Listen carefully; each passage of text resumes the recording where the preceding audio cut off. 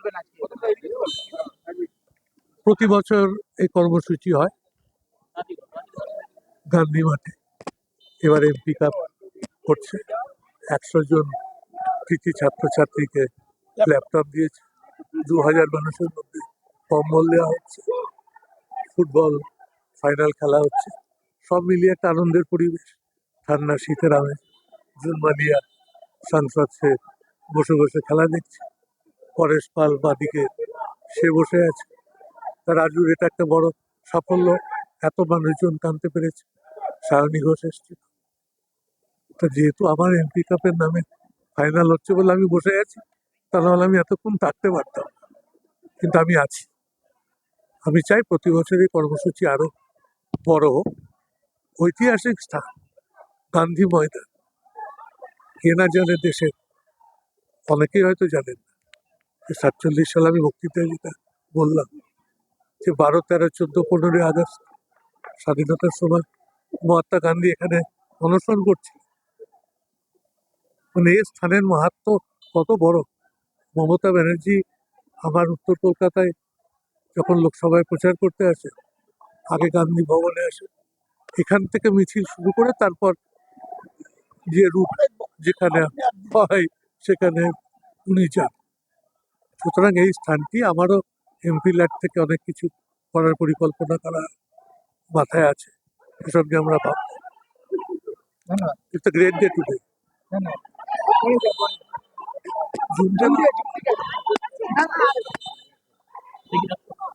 দিদি, আজ এখানে রাজনগরের উদ্যোগে এত সুন্দর একটা খেলার আয়োজন করা হয়েছে এবং কৃতি ছাত্রছাত্রীদের ল্যাপটপ প্রদান থেকে গরিব শিশুদের সম্মাননা করা হচ্ছে, কি বলবেন? প্রথমত আমি ধন্যবাদ জানাতে চাই এখানে আমাদের এমপি, আমাদের দাদা এখানে উপস্থিত আছেন সুদীপদার নাম, মানে এমপি কাপ মানে সুদীপদার নামে কাপটা।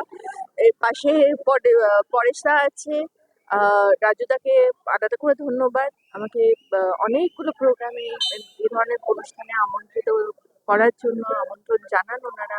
আমার ডান দিকে পিয়ালদা আছেন, ওখানে বরুণদা আছেন, অলকানন্দা আছেন, এখানকার কাউন্সিলর জয় আছে। তো আজকে একটু আগে সায়নীও এসে ঘুরে গেছে, তো খুব ভালো লাগছে যে এমপি কাপ উৎসব 2026 একসাথে করা হচ্ছে গান্ধী মাঠে। এবং দাদা তো একটু আগেই বললো যে ঐতিহাসিক জায়গা, ঐতিহাসিক মাঠ, এবং আশা করব যে দাদা যে পরিকল্পনাগুলো করেছেন এই জায়গাটিকে ঘিরে সেগুলো বাস্তবায়িত হবে খুব শিগগিরই। এবং সকলে যারা এখানে থাকেন তাদেরকেও আমার আন্তরিক শুভেচ্ছা অভিনন্দন রইল। বিশেষ করে তোমরা যারা আজকে এখানে এসেছো, তোমাদেরকেও নববর্ষের মানে 2026-এর অনেক অনেক শুভেচ্ছা অভিনন্দন। 2026-এর ইলেকশনের আগে কি আজকে এমপি কাপ দিয়ে শুরু খেলা হবে?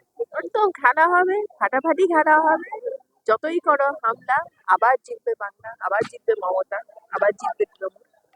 পশ্চিমবাংলা দেখা যাচ্ছে যে উন্নয়নের পাঁচালী যেটা হচ্ছে মানুষের সেখানে প্রচন্ড পরিমাণে অংশগ্রহণ স্বতঃস্ফূর্ত এবং দিদিকে তো মানুষ ভালোবাসে, যতই বিরোধীরা বলুক বা আমাদের ভোট পাখিরা যতই উড়ে উড়ে আসুক দিল্লি থেকে, ওনারা আসবেন এই সময় ওনাদের দেখা যায়, ওনারা তো মাইগ্রেন্ট বার্ডস, বাট দিদি তো এখানে আছে 365 দিন দিদি হাওয়াই ছুটি পরে ঘুরে বেড়ায় গ্রাউন্ডে। বন্যা বলুন, কোভিড বলুন, সাইক্লোন বলুন, সব জায়গায় দিদি উপস্থিত হয়ে যান। সুতরাং ওনারা ওড়েন হাওয়াই জাহাজে, আর দিদি হাওয়াই চটি পরে রাস্তায় রাস্তায় ফিল্ডে ঘুরে বেড়ান। সেই জন্যই দিদির সব অনুষ্ঠানে, সে উন্নয়নের পাঁচালীই বলুন বা যাই বলুন, দিদির সঙ্গে সব মানুষ আছে। বিরোধী দলরা জনশক্তি নয়, তারা ভাবছে যে এসআইআর বা সিবিআই এইটির উপর নির্ভর করে তারা যায়। তারা অনেক কিছুই ভাবছে, ভাবতে দিন, রেজাল্ট বলবে। মে মাসের 4 তারিখে তো আর বেশি দেরি নেই, রেজাল্ট বলবে।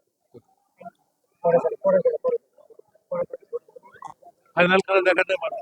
একটু পরে আজকে যে রাজনগরের উদ্যোগে যে এত সুন্দর একটা খেলা এমপি আজকে না, প্রতি বছর হয়, প্রত্যেক বছরই আজকে, এবং ল্যাপটপ প্রদান থেকে আরম্ভ করে রক্তদান শিবির হয়েছে, সোশ্যাল কাজ করে। বাচ্চাদের অঙ্কন প্রতিযোগিতাও করা হয়েছে এখানে, কি বলবেন? পরে তো না করলে হবে, তাহলে রাজনস্কর হবে কি করে? রাজনস্কর একজন সোশ্যাল ওয়ার্কার, কোন রাজনৈতিক নেতা না, কিন্তু এত মানুষ আসছে, তার মানে এই যে কর্মসূচি আয়োজন করলে আসবে ঠিক না, কাজ করতে হবে না, কাজ করে